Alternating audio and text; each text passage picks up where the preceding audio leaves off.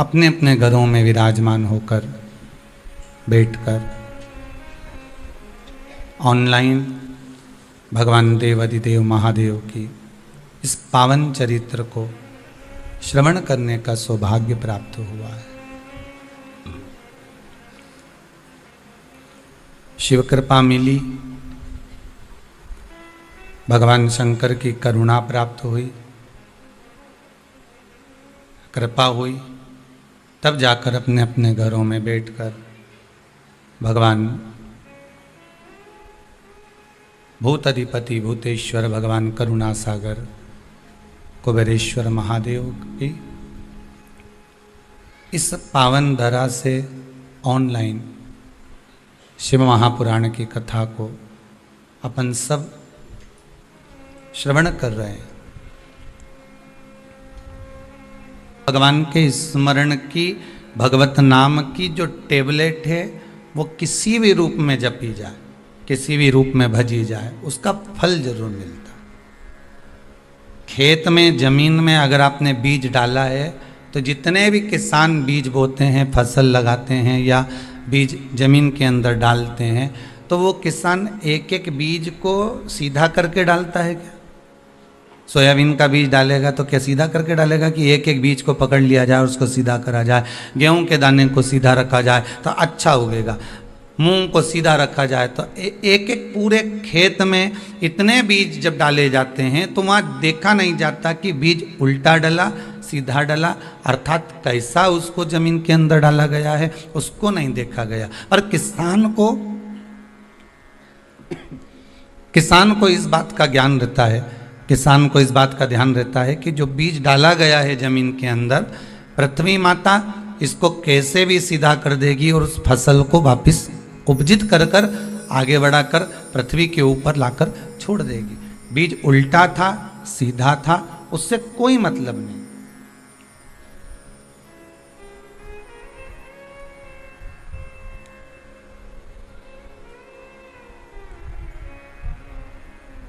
अच्छा, बीज अगर उल्टा डल गया तो जमीन के अंदर जाना चाहिए ना। जो पौधा लगेगा, जो फल लगेगा वो जमीन के अंदर जाए, पर जाएगा क्या? निकल कर कहाँ आना, ऊपर ही आना। बीज उल्टा डाला जाए चाहे सीधा डाला जाए, फसल सम्मुख में ही प्रकट होती है, हमारे सामने ही आती है। उसी तरह शंकर का नाम, राम नाम, कृष्ण नाम, भगवान का नाम तुम किसी भी रूप में जप लो, तुम्हारी मर्जी पड़े जैसे जप, तुम्हारी मर्जी पड़े जैसे भजन करो, तुम्हारी मर्जी पड़े जैसे स्मरण करो, तुम जितना करो जैसे करो तुम्हारा मन है, पर उसका जो फल है ये पक्का है। जैसे जमीन के अंदर बीज डाला, उल्टा सीधा डाला, पर प्रगट सामने होता है, उसी तरह तुम कैसे भी भजो भगवान प्रगट तुम्हारे सामने ही होता है, ये सम्मुख में आता है। अब कैसे डाल रहे हैं बीज को, उसकी महत्वता है कि मुख में हो राम नाम, राम सेवा हाथ में, तू अकेला नहीं प्यारे राम तेरे साथ में। जिंदगी की बागडोर हाथ दीना नाथ के, वह महलों में राखे चाहे झोपड़ी को वास दे। सीताराम सीताराम सीताराम कहिए, जाई विधि राखे राम ताई विधि। इसमें एक भजन में एक लाइन अच्छी है कि किया अभिमान तो फिर, क्योंकि दुनिया की लोगों की आदत है इधर झांके उधर झांके, बाहर झांके अंदर झांके, घर में भी काम करती करती 2 बार तो बाहर झांक के आ ही जाए। काम घर में कर रही है, मल्टी में रह रही है, पर जाके खाना बनाती बनाती भी झांक कर जाएगी थोड़ी देर में। अब भी आई और रोटी बस तवे से उतारी और बाहर जाकर झांक की आई। खिड़की से भी भोजन बनाती बनाती झांकती रहेगी। कोई काम करे तो 50 बार झांके, टीवी भी देख रही है तो 50 बार अखबार पढ़ती पढ़ती झांक ले, अखबार पढ़ती, मोबाइल चलाती चलाती भी झांक रही है। अच्छा, एक बात समझ में नहीं आई, ये सारी दुनिया में झांके पर अपने भीतर क्यों नहीं झांके रहे?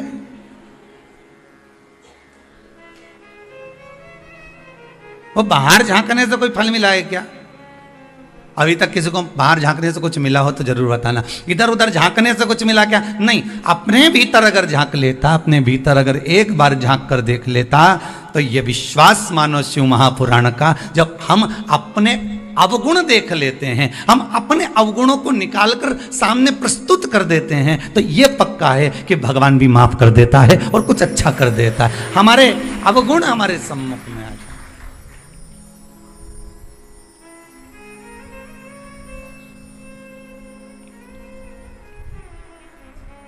माना के मैं पतित बहुत हूं, भगवान के सामने जाकर आप बोलेंगे ना कि मैं पतित हूं, मैं तो बहुत पापी हूं, कि माना के मैं पतित बहुत हूं, पर पतित पावन तेरो नाम हो शंभु भोले बाबा।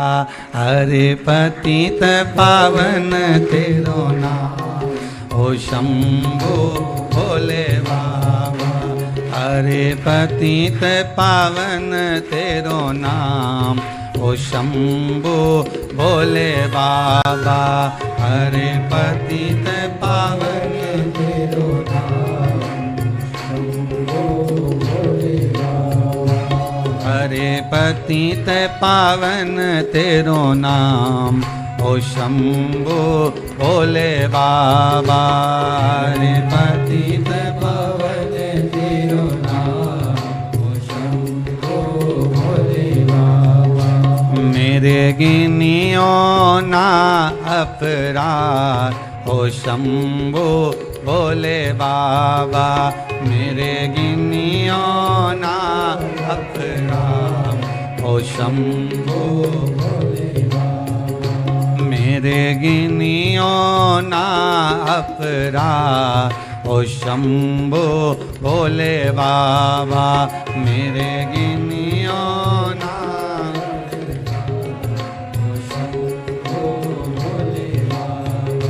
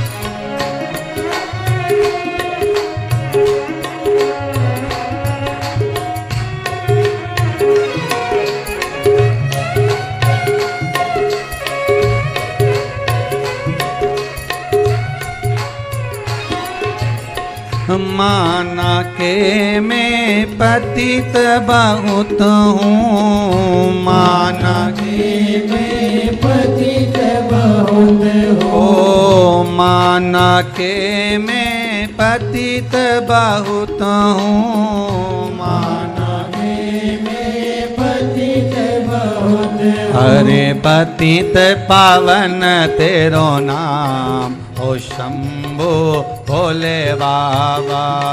रे पतित पावन तेरो नाम हो शंभु भोले बाबा।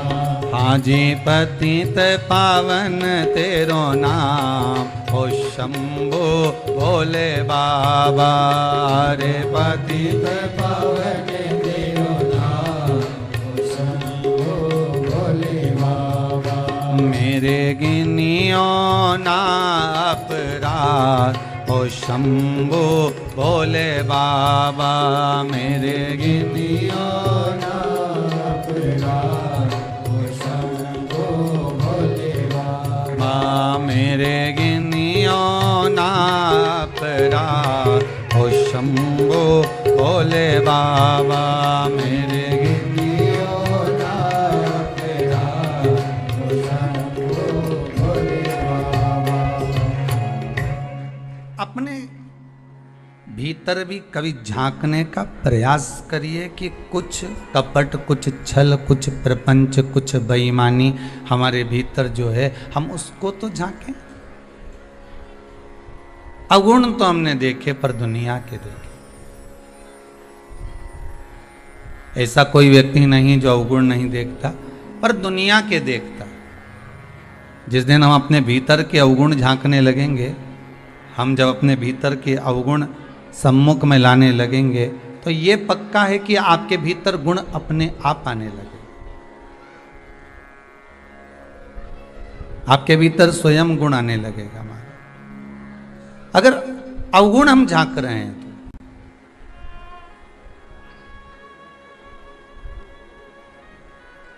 महाराज, किसी ने बड़ा सुंदर कहा है, अगर नाथ देखोगे अवगुण हमारे, तो फिर हम कैसे लगेंगे भव से किनारे। संपूर्ण मनुष्य का जो शरीर है, मानव की जो देह है, वह अवगुणों से तो भरी है। आज एकादशी है। 5 कर्म इंद्री, 5 ज्ञान इंद्री और 1 मन, ये 11 इंद्रियों को वश में करने का महीने भर में 2 बार एकादशी आती है, शुक्ल की, कृष्ण की। और दोनों एकादशी का एक ही बात कहती है कि आप अपनी इंद्रियों को वश में करिए। 5 कर्म इंद्री को, 5 ज्ञान इंद्री को और 1 मन को। और बहुत सुंदर बात की, अगर इन 10 इंद्रियों को वश में नहीं कर सकते, 5 कर्म इंद्री को भी वश में नहीं कर सकते, 5 ज्ञान इंद्री को भी वश में नहीं कर सकते, तो 1 इंद्री बता दी, वो है मन। इस मन को थोड़ा सा साध लीजिए, भगवान के चरणों में ले जाकर छोड़ दीजिए, भगवान उस इंद्री को साधेगा, तो बाकी की जो इंद्रियां हैं वो अपने आप संवर जाएगी, अपने आप। एक इंद्री अपने मन की,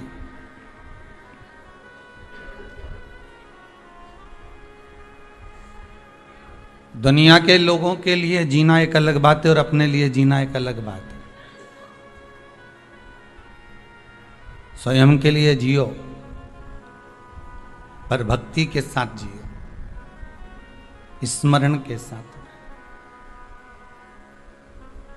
आप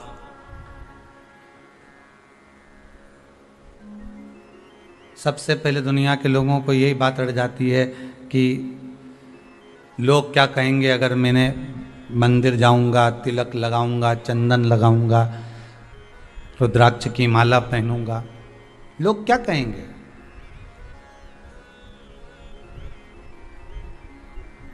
देखो, दुनिया के लोगों का तो आदत पड़ी हुई है। पहले दिन दुनिया के लोग हंसेंगे, दूसरे दिन ताना देंगे, तीसरे दिन गाली देंगे, चौथे दिन अपशब्द बोलेंगे, 5वें दिन जो भी बोला सब भूल जाएंगे। इनके चक्कर में रहोगे तो जिंदगी नरक में चली जाएगी। अपने को फिर निवेदन है, किसी के चक्कर में नहीं पड़ना, अपने को पड़ना महादेव के चक्कर में। देव अधिदेव महादेव के, बस उसके चक्कर में अगर पड़े रहे तो कोई कह भी ना तुमसे कि तुम बताओ इतना चंदन लगा के कहाँ जा रहे हो, तुम तो पूरे बाबा जोगी बने जा रहे हो, क्या बात है, क्या मिश्रा जी की कथा में बहुत डूब गए हो। तो दुनिया के लोग तो खूब ताना देगा रे।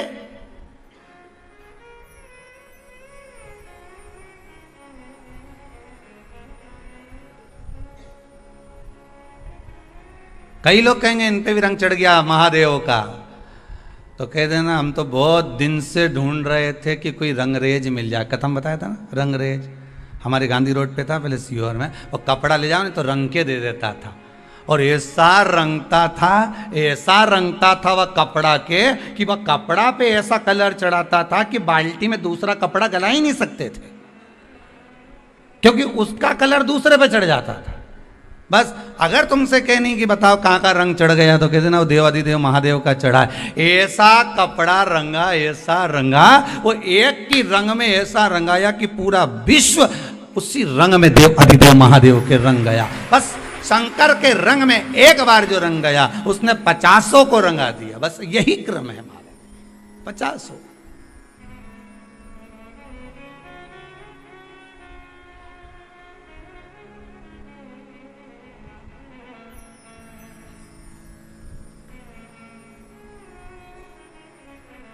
अरे क्यों जाते हो शंकर जी के मंदिर में? कोई तुमसे पूछ ले तो क्या जवाब दोगे? बोलो रे, जल्दी से बोलो। जितने आस्था के सामने बैठे हो, कथा सुन रहे हो, फेसबुक यूट्यूब पर श्रवण कर रहे हो, जितने भी कथा का रसपान कर रहे हैं, दिल से बोलो। अगर कोई तुमसे पूछ ले मंदिर काहे के लिए जाते हो, तो क्या जवाब दोगे? अरे महाराज, भगवान की पूजन करने जाते हैं, दिया लगाने जाते हैं, आरती करने जाते हैं, भगवान को दोक लगाने जाते हैं, भगवान को प्रणाम करने जाते हैं, भगवान को नमन करने जाते हैं। अच्छा, पर शिव पुराण तो कहती है कि मंदिर क्यों जाया जाता है, किस लिए जाते हैं? तो कहा मंदिर केवल भगवान को तुम नमन करने नहीं जा रहे हो, भगवान को प्रणाम करने नहीं जा रहे। प्रणाम तो तुम घर के मंदिर में भी कर लेते हो। बोलो तो सही है कि गलत है? घर के मंदिर में भी नमन कर लेते हो, फिर मंदिर क्यों जा रहे हो?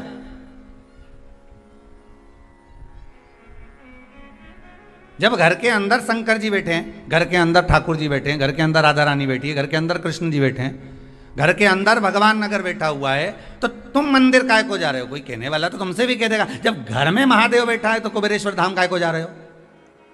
कोई कहने वाला कहेगा फिर उज्जैनी काय को, महाकाल काय को, विश्वनाथ काय को, वृंदावन काय को, मथुरा काय को, अयोध्या काय को? दुनिया के लोग कहने वाले तो तुमसे कोई भी प्रश्न कर देगा कि जब घर में भगवान बैठा हुआ है तो यहां जाने की जरूरत क्या है? क्या जरूरत है?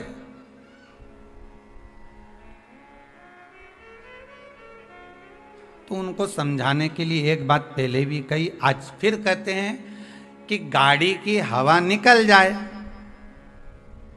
तो तुम किसी से पूछो कि भैया हमारी गाड़ी की हवा निकल गई है। अच्छा, तो फिर हवा कहाँ मिलेगी? तो पास में खड़ा हुआ व्यक्ति कहेगा हवा ही तो है, चारों तरफ हवा। नहीं नहीं, हमको हवा चाहिए। तो ये हवा नहीं है क्या? नहीं, हमको गाड़ी के लिए चाहिए। अच्छा, फिर किसी के पास गए, भैया वो हवा गाड़ी की निकल गई है।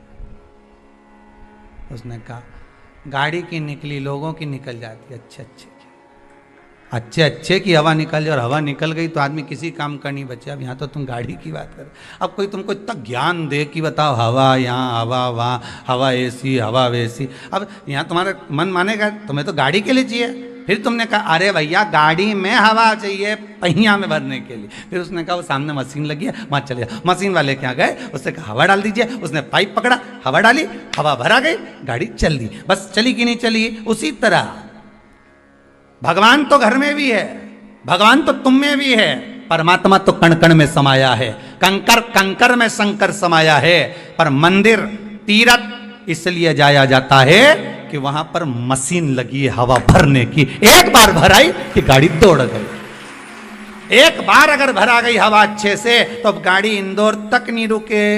इंदौर तो इंदौर, वापिस सीहोर आ जाओ, नहीं फिर इंदौर चले जाओ, 2-3 बार काम कर जाए। एक बार की हवा, बस एक बार अगर तुम अयोध्या चले गए, एक बार मथुरा चले गए, एक बार काशी चले गए, एक बार उज्जैनी चले गए, एक बार भगवान का दर्शन करने पहुंच गए, एक बार तुम परमात्मा की चौखट पर पहुंच गए, एक बार तुम भगवान के मंदिर पहुंच गए, एक बार तुम शंकर की चौखट पर पहुंच गए, एक बार यदि तुम भगवान की भक्ति में डूब गए, फिर तो भगवान जानता है कि कौन सी हवा भरता है कि गुब्बारा उड़ते ही जाए, उड़ते ही जाए, उड़ते ही जाए।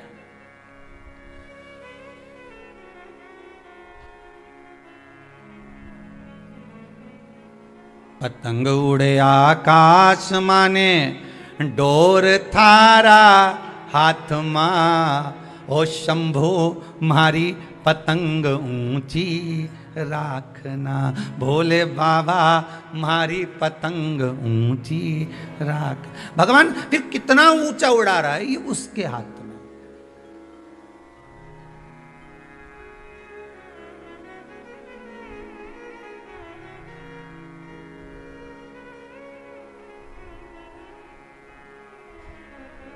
आज इंदौर से कोई एक बालक आया हुआ था, गया शायद, दिख नहीं रहा, तो वो कह रहा था, हमने पूछा कैसे आना हुआ? बस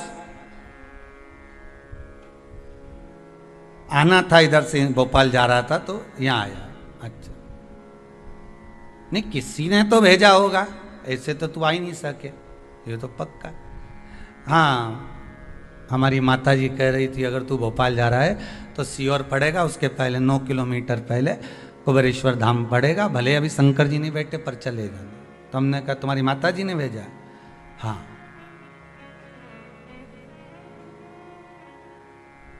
किस काम के लिए जा रहे थे? डॉक्टर को दिखाने जा रहे हैं भोपाल। अच्छा, उनसे समय लिया हुआ। तो फिर यहाँ काहे को आ गए? बस हमने कहा एक बार यहाँ से मिलते हुए चले जाए। तो फिर डॉक्टर का समय कितनी बजे का है? तो क्यों उन्होंने समय दिया था 11:30 बजे का। हमने कहा 11 तो यहीं बज रही, आधा घंटा में कहीं भोपाल पहुंचेगा रे दादा? तो पक्का बेरू है। और यहाँ आधा घंटा में कोई भोपाल पहुंचे तो? और भोपाल भी जाए तो डॉक्टर के दरवाजे तक तो पहुंचेगा, कैसे चले जाएगा? अरे गुरुजी क्या बताएं, माता जी ने तो कहा था और हम सोचे थे कि आती समय जाएंगे कुबेरेश्वर धाम। फिर बात ये हो गई कि डॉक्टर साहब के यहाँ से फ़ोन आया कि डॉक्टर साहब के यहाँ कोई मेहमान आए, और मेहमान आए तो वो 1.5 घंटे 2 घंटे बाद मिलेंगे। तो हमने सोचा पहले कुबेरेश्वर धाम ही हो जाए। हमने कहा अब तेरी माता जी ने नहीं भेजा, अब तुझी माता जी ने नहीं भेजा है, अब भेजा किसने? मैग्नेट है, चुंबक खींच लेती है।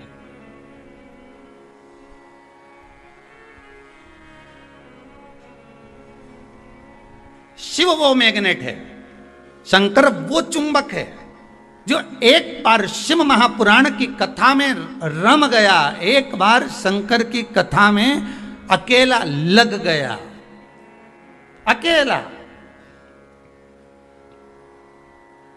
उसने एक बार चुंबक से लगवा दिया, फिर ना जाने कितने लोग उससे लग गए, उससे चिपक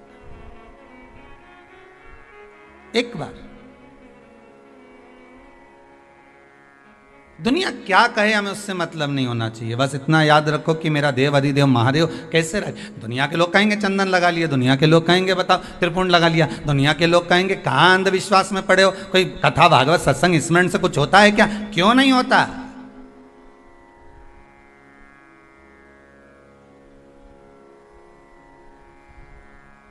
अगर विश्वास प्रबल है तो भगवान मिलता जरूर है।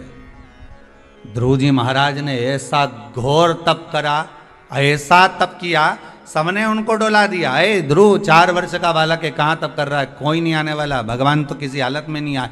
तप कर करके तप करते रहे, इंद्रलोक हिल गया। इंद्रलोक जैसे हिला, इंद्र देवता ने सारे देवताओं को परीक्षा लेने भेजा, सब हार गए, ध्रुव जी महाराज बैठे रहे। विश्वास लेकर बैठे। और विश्वास क्या करा था ध्रुव जी महाराज ने? केवल एक विश्वास करा था अपनी माता के वचन पर। मां ने क्या कहा था? किसके लिए रो रहा है? पिता की गोद में बैठने के लिए। मां, मुझे छोटी मां ने गोदी से नीचे उतार दिया, और मां कहती है पिता की गोद में बैठने के लिए रो रहा है। ध्रुव, धिक्कार है तेरे जीवन को जो पिता की गोद में बैठने के लिए रो रहा है। अगर रोना है तो परमात्मा की गोद में बैठने के लिए रो, जिसकी गोद से कभी कोई नीचे नहीं उतरता। पिता की गोद में थोड़ी देर बैठोगे नीचे उतरना पड़ेगा, माता की गोद में थोड़ी देर बैठोगे नीचे उतरना पड़ेगा। बैठे बैठे माँ भी अपनी गोद में कितनी देर बच्चे को रखेगी? एक दिन नीचे उतार देगी। पिता भी एक दिन गोदी से उतार देगा। अगर बैठना है तो परमात्मा की गोद में बैठ। तो ध्रुव जी महाराज ने पूछ लिया था, माँ वो परमात्मा कहाँ मिलेगा? तो कहा ये पूछ के कहाँ नहीं मिलेगा? सर्वस्व, हर जगह, कंकर में, डाली में, पशु में, पक्षी में, जलचर में, थलचर में, वायुचर में, सब जगह परमात्मा है। तो मैं कहाँ जाऊं भगवान को ढूंढने? तो माता ने कह दिया तेरी मर्जी पड़े, जा जा। तो जंगल में चले जाऊं, तेरी मर्जी हो, जा। अब आप में से कितनी माताएं हैं इस आस्था चैनल पर जो कथा सुन रहे हैं, इसमें से कितनी माताएं जो 4 वर्ष के बच्चे को वन भेज देगी? आप में से कितने लोग होंगे जो 4 साल के बच्चे को अपने घर से निकाल दोगे? और ध्रुव जी की माता ने कहा और ध्रुव जी महाराज चल दिए। वन में जाकर जो पहुँचे तो उन्होंने सोचा गुरु मंत्र ले लूँ। अब मंत्र किससे लूँ? तो देव ऋषि नारद मिल गए। ये नारद जी एक ऐसे हैं जो मंत्र देने में कहीं ना कहीं भूल नहीं करते, दे देते। ध्रुव जी महाराज ने तुरंत कहा नारद जी बोले कहाँ घूम रहा है? बड़े बड़े पशु पक्षी तुझे खा जाएंगे। कितना डर दिखाया, कितना भय दिखाया, कितना डराया गया। माना क्या? क्योंकि विश्वास प्रबल था। कि मेरी माता ने कहा है भगवान की गोद में बैठना है तो बैठकर मानूंगा। अगर आपका लक्ष्य पक्का है कि मुझे नौकरी करना है, मुझे सर्विस करना है, मुझे व्यापार करना है, मुझे व्यवसाय करना है, दुनिया के लोग तो कहेंगे ये वाला बिजनेस डालोगे तो घाटा लग गया, हम तो इतने दिन से व्यापार कर रहे हैं, घाटा ही घाटा लग रहा है। कभी तुमने विचार करा कि घाटा क्यों लग रहा है, किसके कारण लग रहा है, घाटा लगने का कारण क्या है?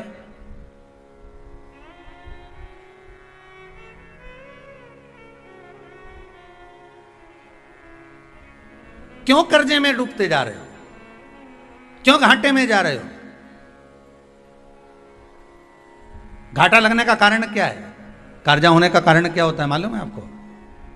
कर्जा होने का कारण यह है अपनी शान सत्ता को, अपनी शोहरत को दुनिया तक ले जाकर दिखाना, अधिक खर्च करना, जोड़ना कम, कमाना कम और खर्च अधिक, कर्जे का कारण।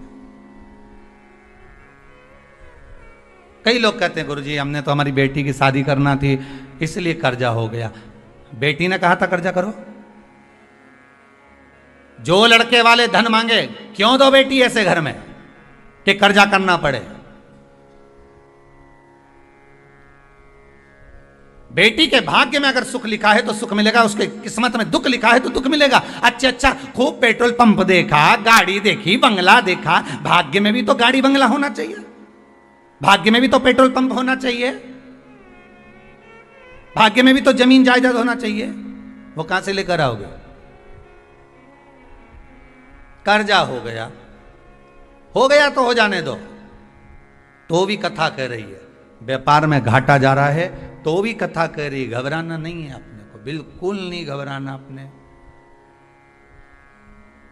ऐसा कोई मनुष्य संसार में दिखा दो जिसको दुख नहीं हो, जिसको दुख नहीं हो। एक संत तालाब के किनारे बैठकर तप कर रहे हैं, उनको दुनिया के लोग कहते कितना जोरदार संत है, इसको कोई दुख नहीं है। वो तप कर रहा था, वहीं पे एक बगुला आ गया मछली को पकड़ने के लिए। संत ने देख लिया, आंखें खोल के बगुला को भगा दिया। संत 2-1 साल बाद मर गए, प्राण छूट गए। ऊपर गए तो कहा इनको नरक में पटक दो। तो संत ने कहा हमने क्या बुरा काम करा, राम राम जपा, कृष्ण नाम जपा, भगवान का भजन किया, और तुम कह रहे हो कि नरक में भेजा? क्यों भेजा, किस लिए? तो कहा बगुला का व्रत था, 1 महीने से उसने भोजन नहीं किया था, उसका भोजन वहीं पर लिखा हुआ था, उसको वो मछली पकड़ना थी, खाना थी, पर तुमने भगा दिया इसलिए तुम्हें नरक भोगना पड़ा। ठीक है। अब इनकी गादी पे दूसरे संत को बिठाया, दूसरे बाबा को बिठाया। अब दूसरा बाबा बैठा तो गुरुजी ने सपने में आकर कहा बेटा बगुला बिल्कुल मत भगाना।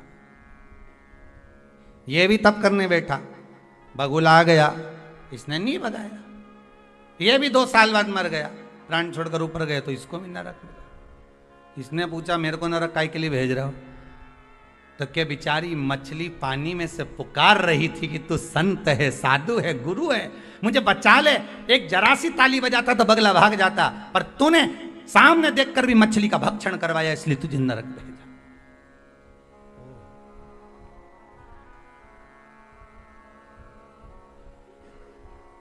इसकी गादी पे तीसरे संत को बिठाया। ये भी तप करने गया। एक रात्रि पहले इनके गुरुजी ने भी कह दिया चक्कर में मत पड़ना, बगुला के चक्कर में हम दोनों नरक में बेटा, चिंता मत करना, ना भगाना ना खाने देना। जैसे ही बगुला आए तो आंख बंद करके राम राम गा, बस कुछ मत कर।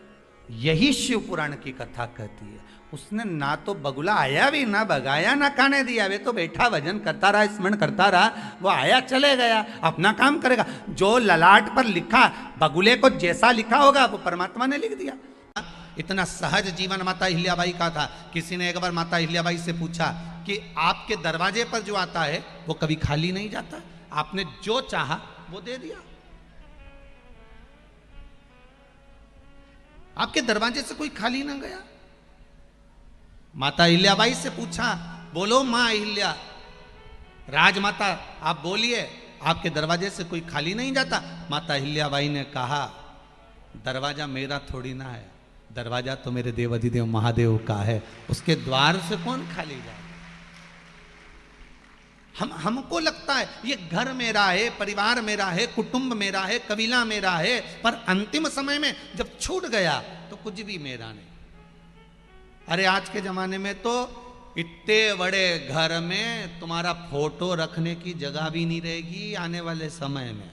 ध्यान देना, अभी तो तुम अपने दादा परदादा का फोटो भी लगाए हो उत्तर दक्षिण में, आने वाले समय में वो भी नहीं मिलने वाला।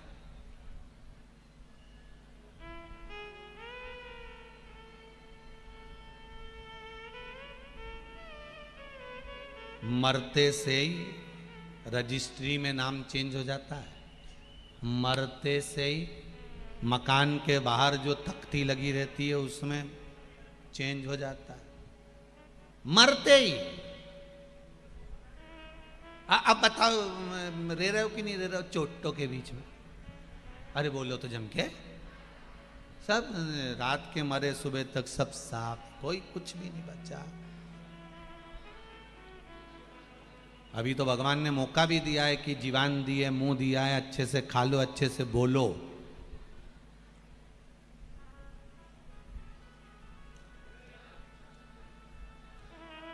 और तोता होता है ना, तोता मिट्ठू, देखा है सबने? अरे बोलो तो जम के, देखा है सबने? क्या खाता है वो? तोते को सबसे ज्यादा प्रिय क्या है? मिर्ची। अब ईमानदारी से बोलो, वो मिर्ची खाकर भी मीठा बोलता है और तुम रोज गुलाब जामुन खाके भी कड़वा बोलते हो। कोई इतना मीठा बोले, मिर्ची खाए तो भी मीठा बोले। और एक आप और हम, कोई भी हो, इतना मीठा खाने के बाद भी मुख पर वाणी हमेशा कड़वी आती है, उसमें मिठास ही नहीं रहती, मिठास गायब हो जाती है। मीठी वाणी तो हम बोल ही नहीं पाते। बहुत अंतर है महाराज, कड़वी वाणी और मीठी वाणी, बहुत।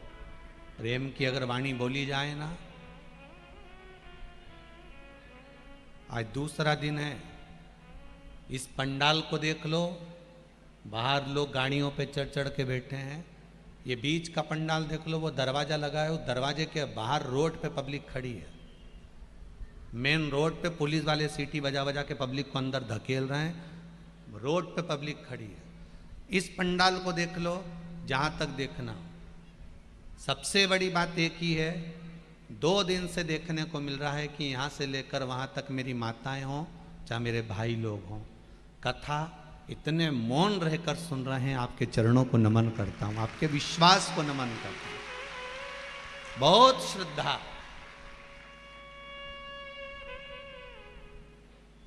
बहुत विश्वास है आपका, बहुत भरोसा है आपको शिव पर। और रखना मेरे शंकर पर उतना ही विश्वास रखना। आप जितना कड़ला विश्वास शंकर पर रखोगे, शंकर उतनी आपकी जिंदगी में अगर दुख कितना भी कड़ला आ जाएगा उसको काट ही देगा। वो मेरा देवाधिदेव महादेव है, रखो विश्वास। मेरे शिव जी का एक नाम है आशुतोष।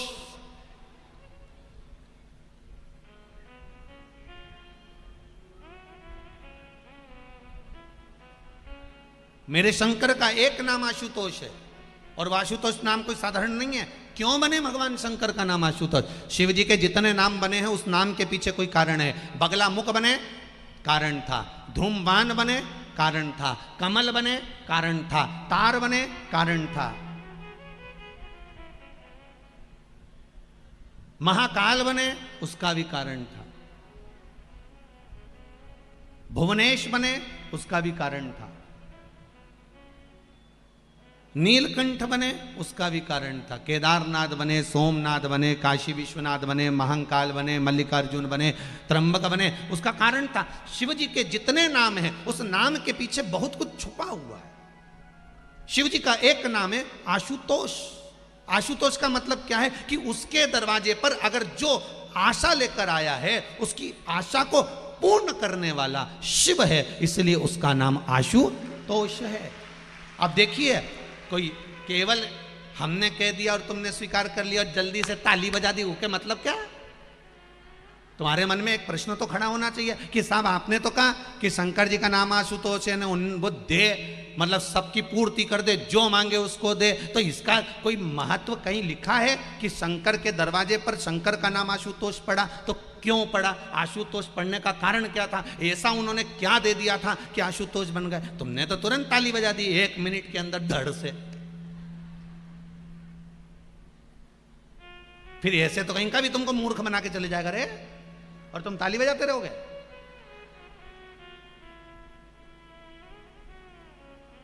चतुर बनो, पगला बनो, मना नहीं है, पर इतने भी पगला नहीं रहे गप्पा जैसा हो। ऐसा पगला अपन ने नहीं बना, अपन पागल माना, अपन सब एक ही वैरायटी के हैं, एक ही बोरी के आटे से बने अपन सब, मना नहीं। पर अपने को ऐसा भी नहीं बनना कि तुरंत उसको समझो। आशुतोष नाम क्या भगवान शंकर ने रावण को लंका दी इसलिए पड़ गया? क्या भगवान भस्मासुर को कंगन दिए इसलिए बन गया? इंद्र को सत्ता दी इसलिए बन गया? भगवान विष्णु को लक्ष्मी दी इसलिए बन गया? आशुतोष नाम पढ़ना बड़ा कठिन है। आप तो तुरंत नामकरण संस्कार कर देते, साहब हमारे छोरे का नाम बता दो, उन्होंने बता दिया कि ये नाम रख लो, पर उसमें वो गुण भी तो हो। नाम रख दिया शांति बाई, जब से कथा में बैठी 2-4 के पूछ रही बाई, तो क्या मतलब शांति बाई?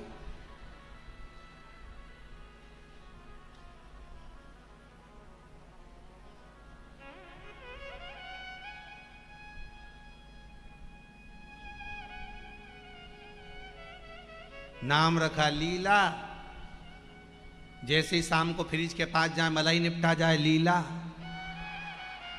समाप। इससे मतलब आशुतोष का मतलब क्या है? आशुतोष नाम कब पड़ा था शंकर भगवान का? कब पड़ा? जब मेरे देव आदिदेव महादेव के सामने लंकाधिपति रावण खड़ा और शिव जी से कह रहा है, तप साधना करने के बाद घोर तप लंकाधिपति रावण ने करा, घोर तप करा, इतना तप लंकाधिपति रावण करे, और शिव जी से तप कर कर वर मांगना चाहते हैं। और वर में क्या चाहिए उस लंकाधिपति को? वर में केवल रावण अगर शंकर से कुछ मांगने के लिए आए हैं तो एक चीज मांगना चाहते हैं कि ये कैलाश पर्वत लंका चले जाए। इस कैलाश पर्वत को मैं उठाऊंगा और इसको लेके लंका जाऊंगा।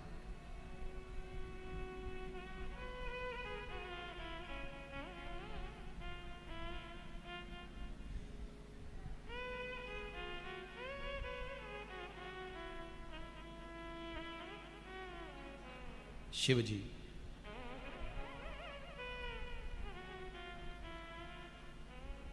शिव महापुराण का एक एक तत्व समझना महाराज। बहुत बहुत दूर दूर से आए हो आप लोग, साधारणता नहीं है आपकी जिंदगी में। अगर शंकर की कथा थोड़ी सी भी अगर आपके जीवन में पहुंच गई तो मुझे विश्वास है कि शंकर को मिलने में देरी नहीं लगेगी, वो मिल जाएगा आपको, ये पक्का है। आप बस उसको उतारने का प्रयास करना कि शिव जी का नाम अगर कोई तुमसे पूछे कि आशुतोष कैसे पड़ गया, ऐसा क्या उन्होंने दे दिया? संसार का कोई मनुष्य, संसार में रहने वाला कोई जीव, और संसार तो संसार जाने दो, 33 कोटि देवताओं में ऐसा कोई नहीं होगा जो शंकर ने दिया वो किसी देवता ने दिया हो। शिव ने जो दिया वो कोई नहीं दे सकता। रावण कह रहा है इस कैलाश पर्वत को मुझे लंका लेकर जाना है, भगवान प्रगट ही नहीं, शिव जी तो ओझल हो गए, रावण के सामने आए नहीं। रावण तप में लीन था, साधना में डूबा हुआ था, घोर साधना, रावण घोर साधना करने लगा।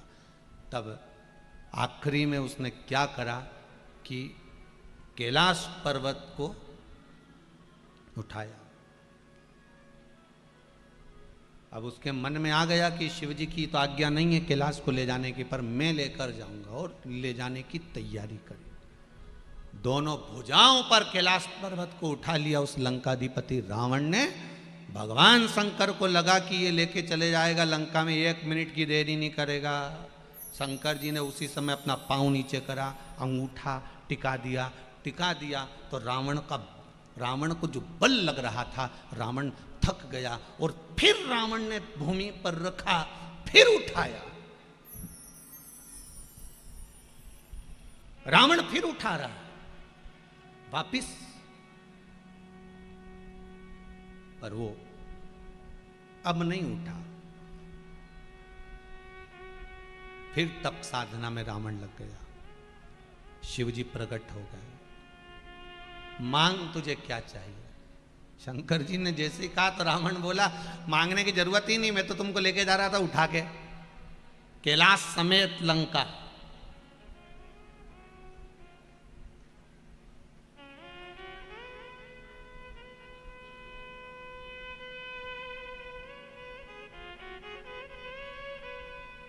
अब बताओ, शंकर भगवान मन में सोच रहे थे, हमारा मकान हमारा, कैलाश हमारा, और ये ले जा रहा है। रावण तो रावण ही था। और ये मत सोचना कि रावण केवल त्रेता में था, आज भी रावणों की कमी नहीं रहे दादा, ढेर पड़े हुए हैं। टाइम पे तुमने अगर तुम्हारे मकान की रजिस्ट्री नहीं कराई तो कहीं का रावण करा के ले गया। इतना बड़ा बड़ा रावण पड़ा हुआ है, इनसे बच के रहना रे। फिर वही वाली बात आ गई, चोटों से सावधान। फिर वही बात, रावण अभी भी है। उठाया, शिवजी ने कहा, सुनो लंकेश, तुम कैलाश को छोड़ दो, कैलाश पर्वत को रहने दो, कैलाश को छोड़ो, तुम्हें क्या चाहिए वो बताओ। कैलाश तो नहीं जाएगा, तुम्हें और कुछ मांगना हो तो मांग लो, तुम्हारी स्वेच्छा से तुम जो मांगना चाहो आज मैं तुम्हें दे सकता हूं, आज मैं तुम्हें प्रदान कर सकता हूं।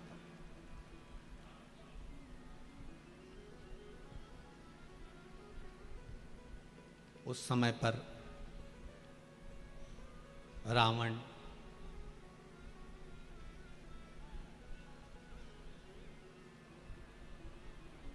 बहुत छोटी उम्र का था, कोई उम्र रावण की बहुत नहीं बढ़ गई थी। उस समय पर रावण की उम्र इतनी बढ़ नहीं गई थी। उस समय पर रावण की उम्र इतनी नहीं बढ़ी थी, बहुत छोटी सी उम्र का था, बहुत छोटी। और उस छोटी सी उम्र में रावण भगवान शिव से कह रहे हैं, भगवान शंकर रावण से कह रहे हैं कि मांगो, तुमको जो चाहिए वो मिल जाए, तुम्हें जो चाहिए स्वेच्छा से मांग लीजिए, आपकी जो इच्छा हो वो मांगो। क्या दें हम आपको, बोलो जो चाहिए। रावण ने फिर कहा, रावण के मन में आया कि अब मैं एक काम करता हूं कि भगवान शंकर तो कैलाश नहीं जा रहे, तो एक काम करता हूं, इनसे आत्मलिंग मांग लेता हूं। क्या मांगा है? आत्मलिंग, मतलब शंकर का एक स्वरूप लिंग की आकृति में शिव मुझे दें।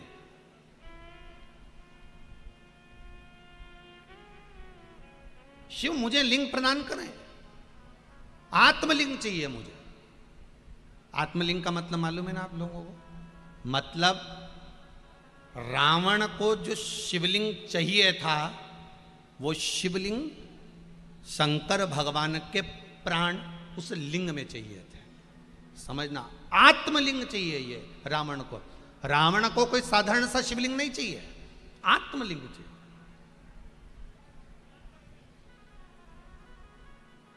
अब एक बात बहुत ध्यान से सुनिएगा, आत्मलिंग दे देना मतलब अपने प्राण किसके हाथ में दे देना? रावण के हाथ में। और बहुत ध्यान दीजिएगा, महाराज आपसे पहले भी कहा है, आज फिर कह रहे हैं, बूढ़ी बूढ़ी माताओं से भी निवेदन है, बहू कितनी भी अच्छी हो, बेटा कितना भी अच्छा हो, परिवार कितना भी अच्छा हो, कुटुंब कितना भी अच्छा हो, पर आपको आपके परिवार के साथ में सेवा का भाव रखकर उसके साथ अगर बहू रसोई घर में काम कर रही है, आपका शरीर अगर अच्छा है, चलता फिरता है, तो कम से कम 15 मिनट बहू के साथ रसोई घर में दीजिए। आपका शरीर अच्छा है, आधा घंटा आप दुकान पर दीजिए। शरीर को जाम कर कर घर में नहीं पटकना। शरीर जाम कब होता है? आप कमरे में आराम से टीवी देख रहे हो, दूध वाला आया, बेल बजाई, जा रे जा दूध लिया, झाड़ू वाला आया, झाड़ू लगा गया, पोछे वाला आया, पोछा लगा गया, काम वाला आया, काम कर कर चले गया, शरीर जाम हो गया। आप स्वयं थोड़ा थोड़ा कर्म करिए। घर में अगर बहू काम कर रही है रसोई घर में, सास का फर्ज है थोड़ी देर जाए, वहां अपना बुढ़ापा सुधारना है हमको। हमको ये नहीं कि बहू बहुत अच्छी है, अपनी जगह पर है, और बहू तो बहू होती है, गलत नहीं है। स्वयं को संवारना। और एक बात और कहेंगे, मेरा निवेदन है बूढ़ी बूढ़ी माताओं से, बुजुर्ग लोगों से भी, अपने बुढ़ापे के लिए थोड़ा सा संजो कर रखना। समझ गए कि नहीं समझे? और कहो तो गुरुजी हमारे पास तो कुछ है ही नहीं बुढ़ापे के लिए, फिर क्या करें? तो फिर एक कहना मानो, जब यहाँ से बाजार से जाओ कथा सुनने के बाद में, तो इतनी बड़ी लोहे की पेटी खरीद के ले जाओ, और फिर यहाँ ग्राउंड में जो 4-5 भाटा पड़ा उन्हीं पत्थर, उनके ले जाओ झोला में भर के। ठीक है? अब क्या करना, बहू आए, बेटा की शादी हो, उससे पहले वो भाटाओं को पुराने कपड़े में बांध के पेटी में धर दो। ठीक है? उसमें अच्छा जोरदार ताला लगा दो कंपनी का, चाबी कमर में खोस लो घुंघरू वाली, जिसमें आवाज आए। ठीक है? अब बहू आ भी जाए ना, तो दिवाली की दिवाली बहू से कहना, बेटा थोड़ा पेटी सरकाना, पर बहू के सामने पेटी मत खोलना कभी जिंदगी में। ठीक है?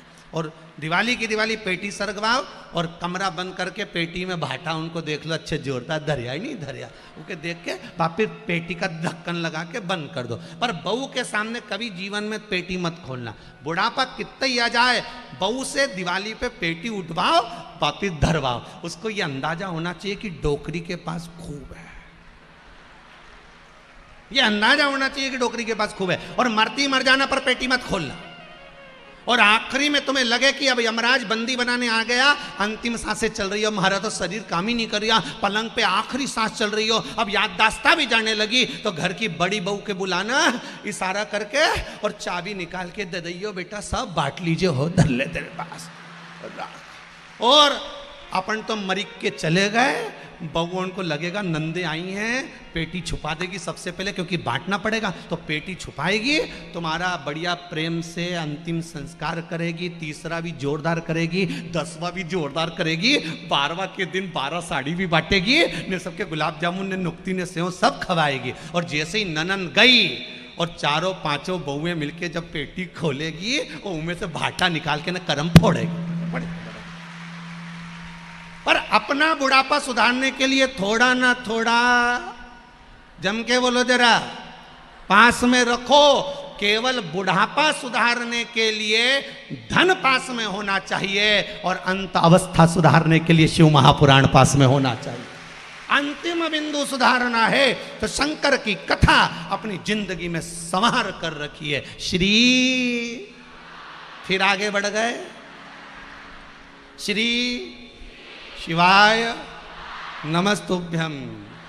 थोड़ा सा बुढ़ापा सुधारने के लिए धन पास में होना चाहिए, और अंत अवस्था सुधारने के लिए श्री शिवाय नमस्तुभ्यम होना चाहिए। शंकर का मंत्र हमारे जीवन में हो तो हमारा अवस्था सवर जाए। रखो, रावण ने नहीं दिया, और अंत में रावण भगवान शिव से प्रार्थना करने लगा, मुझे आत्मलिंग चाहिए। शिव जी नहीं माने, रावण नहीं माना, तब शंकर भगवान ने पार्वती से कहा, पार्वती कुछ भी करना पड़ेगा, पर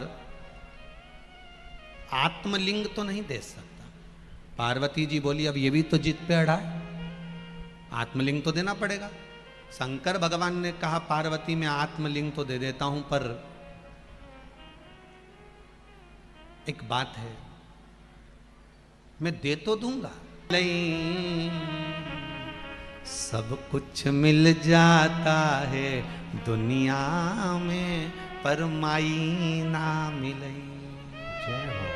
सब कुछ मिल जाता है दुनिया में, पर माई ना मिले। माँ जब तक जीवित है ना, बेटा अगर कमजोर है, बेटा अकेला है, बेटा हर जगह अटका हुआ है, तो माँ उसको रात को सहला कर कह देती, चिंता मत कर, मैं बैठी हूं ना। क्यों चिंता करता है? माँ माँ होती है। माई के दुधवन जैसन कऊ मिठाई ना मिलई, सब कुछ मिल जाता है दुनिया में, माई ना मिलई। खुद गीले में सोती है, तुझे सूखे सुलाती। खुद गीले में सोती है, तुझे सूखे सुलाती। खुद भूखी रह जाती है, तुझे निवला खिलाती। माई के आशीष जैसन कऊ आशीष ना मिलई, सब कुछ मिल जाता है। आगे की लाइन आप गाइए। सब कुछ मिल जाता है दुनिया में, माई ना मिले। सब मिले सब, पर मां नहीं मिल सकती। मां जगत जननी कह रही है, प्रभु आप क्यों चिंता करते हो? मैं जाती हूं, मैं जाती हूं, आप बिल्कुल चिंता मत करिए। ये रावण अगर मांगेगा तो मुझे मांगेगा, आप चिंता ना करिएगा, मैं जाती हूं। और हे मां मां होती है, मां मां है।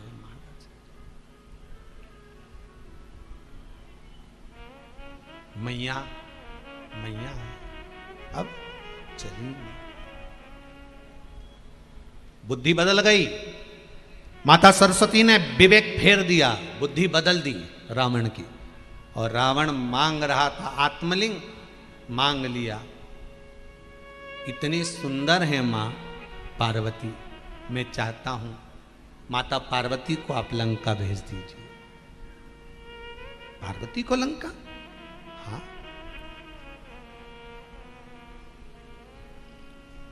शिव जी ने पार्वती से तो पहले पूछ ही लिया था, ठीक है ले जाओ। शंकर भगवान की आंख में 2 बूंद जल के आ गए। आज दुनिया का कोई ऐसा नहीं होगा जो दान में भी अपनी धर्म पत्नी को दे दिया होगा। जरा विचार करना, यहां शिव जी का नाम आशुतोष पड़ गया कि आशा तोड़ी नहीं रावण की, दे दिया, ले जा ले जा। यहां शिव जी का नाम आशुतोष है। कोई देवता सारा दुनिया की संपदा दे सकता है, दौलत दे सकता है, वैभव दे सकता है, सब कुछ दे सकता है, पर शिव जी का नाम आशुतोष है। आप जो आशा लेकर जाते हो, शंकर वो आशा कभी तोड़ता नहीं, पूर्ण ही कर देता है कि आया है ले जा, पर विश्वास के साथ, भरोसे के साथ। कोई आपसे पूछे शिव जी का नाम आशुतोष कैसे पड़ा, आप बता सकते हो कि जो अपना सर्वस्व दे रहा हो, सर्वस्व लुटा रहा हो, वो साधारण नहीं हो सकता। सर्वस्वता, सर्वस्व आशुतोष। चली मां पालकी में बैठकर चली, जो पालकी में बैठकर चली। इतनी देर में तो माता जी ने जो लीला करी, भगवान विष्णु को आमंत्रित कर दिया। भगवान विष्णु बच्चे का रूप लेकर आए। बच्चे का रूप लेकर रावण आगे आगे चल रहा था, पीछे पीछे पालकी में मां जगत जननी जगदम्बा चल रही थी। और बच्चे का रूप लेकर भगवान नारायण आकर सामने खड़े हो गए। और भगवान विष्णु ने आकर लंकाधिपति रावण से कहा, ओ लंकेश कहाँ जा रहा है? लंकाधिपति रावण करे तुम्हें दिख नहीं रहा, पार्वती को लेकर लंका जा रहा हूं। अच्छा, इतने में तो भगवान विष्णु छोटे से बच्चे का रूप रखकर बोले, अरे भगवान शंकर ने तो तेरे को बेवकूफ बना दिया। रावण बोला मेरे 10 सिर हैं, 10 सिर, मुझे कौन बेवकूफ बनाएगा। अच्छा, कई बार सोचने में आता रावण के 10 सिर थे, सोता कैसे होगा, करवट कैसे लेता होगा। तो बड़ा आश्चर्य वाली बातें रही हैं। देखा तो रावण कहता मेरे 10 सिर हैं, तुझे मालूम नहीं है। भगवान विष्णु बच्चे का रूप रखकर बोले भगवान शंकर ने तेरे को बेवकूफ बना दिया, तेरे को पागल बना दिया, मूर्ख बना दिया। क्या करा, शंकर भगवान की जो धर्म पत्नी है माता पार्वती, उनके शरीर में से तो कमल की खुशबू आती है, गुलाब की खुशबू आती है, और तू जिस पार्वती को लेकर जा रहा है इसमें कोई खुशबू है। असली पार्वती तो मैं दानव के पास पताल में रखी है, असली पार्वती। हाँ,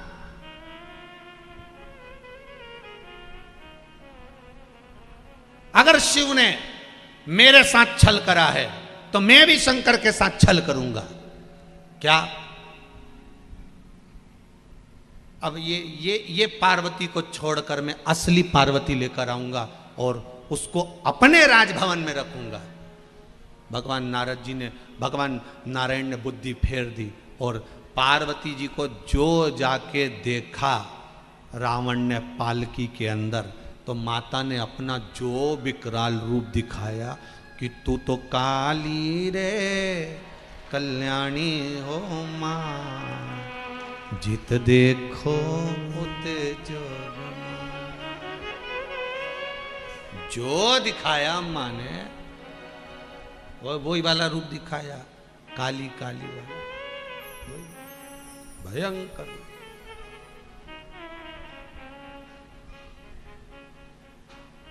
भयंकर जो कालका ने मां अपना रूप दिखाया, रावण घबरा गया। अरे ये पार्वती नहीं हो सकती। रावण घबराया, भागा, सीधे गया नीचे पताल में, मैदानों के पास में। मैदानों के पास में गया तो वहां मैदानों की लड़की मंदोदरी बैठी हुई थी। इसको लगा यही पार्वती है, मंदोदरी को उठाकर ले गया, मंदोदरी को ले गया। अब उसको राजभवन में रखा तो मैदानों ने जाकर कहा भैया हमारी बेटी तुम ले आए हो।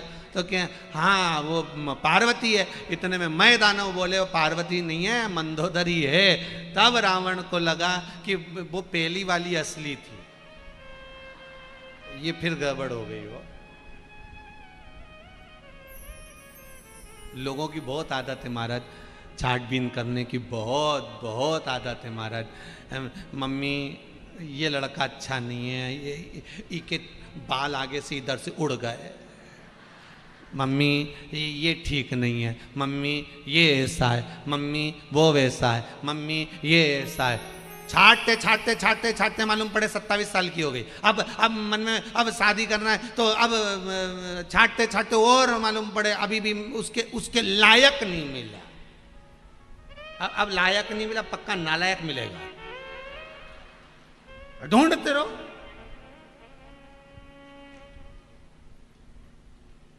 अरे भाई देखो, फिर निवेदन है आप सबसे, लड़की के लिए वर देखो, लड़का देखो, उसका परिवार देखो, मना नहीं है, पर सबसे मुख्य चीज देखना कि लड़का कमाऊ हो, दूसरा लड़का कोई गलत व्यसन में ना हो, तीसरा लड़का धर्म से जुड़ा हुआ हो, भगवान की भक्ति से जुड़ा हुआ। क्योंकि मन में जिसके भक्ति होती है वो अपनी बेटी को भी दुखी नहीं रख सकता। मालूम पड़े तुमने तो अच्छा देख देख के दे दिया, टिप टाप देख के।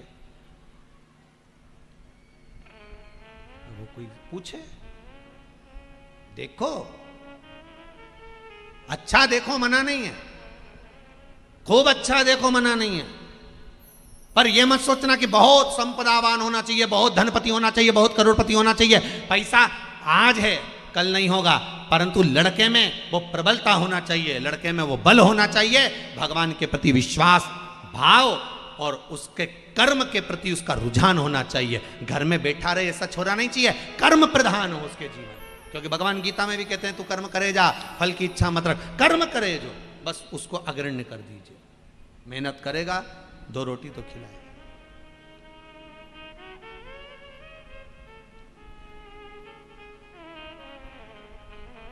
पर ले दे के आज के जमाने में एक ही बात आती है, सर्विस वाला चाहिए। गुरुजी कोई सर्विस वाला हो ना तो बता देना। क्यों? क्योंकि डायरेक्ट तो कह नहीं सकती कि भैया अगर धंधे वाला मिल गया, ये व्यापार वाला मिल गया तो इसका परिवार भी बड़ा रहेगा, परिवार बड़ा रहेगा तो काम भी करना पड़ेगा, काम करना पड़ेगा तो मेरी छोरी से तो काम बने नहीं, इसलिए सर्विस वाला होना चाहिए। हम तो बस वो वहाँ मुंबई पूना में रहे, आराम से बड़ी सिटी में जाके काम वाम करे, हम भी वहीं पर जब रोटी बनाना हो तो बनाओ, नहीं तो एक फोन लगाओ, टिफिन हाजिर। और पक्का वो भेरू भी कुछ नहीं बोले, दादा गजब, वो भी कहीं नहीं। अब इनका करो क्या यही समझ में नहीं आता। विचार करने में एक बार ट्रेन में सफ़र कर रहे थे, और ट्रेन में सफ़र कर रहे थे तो इधर की 3 बर्थ, जो 2 बर्थ थी वो इधर की हमारी थी, इधर की 2 बर्थ हमारे बच्चे लोग बैठे थे। सामने की 2 बर्थ थी उधर कांच वाले साइड की, ऐसी आड़ी वाली, उस पर पति पत्नी की बर्थ थी। अब जिंदगी में हमेशा भागवत पढ़ी, शिव पुराण पढ़ी, रामायण पढ़ी, सुनी भी खूब, उसमें सब में लिखा था कि नारायण सोते हैं, लक्ष्मी चरण दबाती है, पर वह ट्रेन में गजब हो गया। बट ट्रेन में इतना गजब हो गया कि लक्ष्मी तो सो रही थी, नारायण चरण दबा रहे थे। भगवान, अच्छा उसका मुंह उधर खिड़की की ओर, और ये उसके चरणों के पास बैठ के ऐसा दबा रिया भगवान जैसे कहीं का सेवक दबा रहा हो, और ऐसे दबाए। अब ऊपर की बर्थ पे हम लेटे हुए थे, हमने भी इशारे में कह दिया तूने तो नाक कटा दी। तो वो इशारे में पाँव दबाता दबाता बोला क्या करूं मैं, दबाई पाँव दबा, यही ले गया था। पूरी विष्णु पुराण को पलट दिया तूने। हे रे भगवान,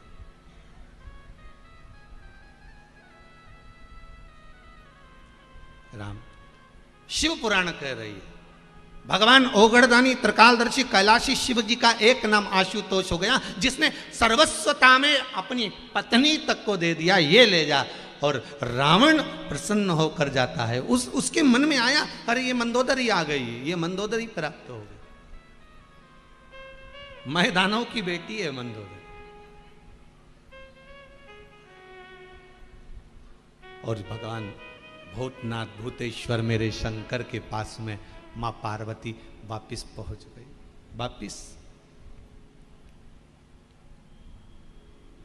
वापिस तब शिव जी से पार्वती जी बोली अब मुझे काशी जाना, चलिए।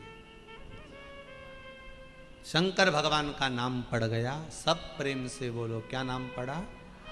आशुतोष। जिसके दरवाजे से कोई आस खाली ना जाए उसका नाम है आशुतोष। शिव प्रिय, शिव का धाम प्रिय। हरि री मोहे लागे यो काशी,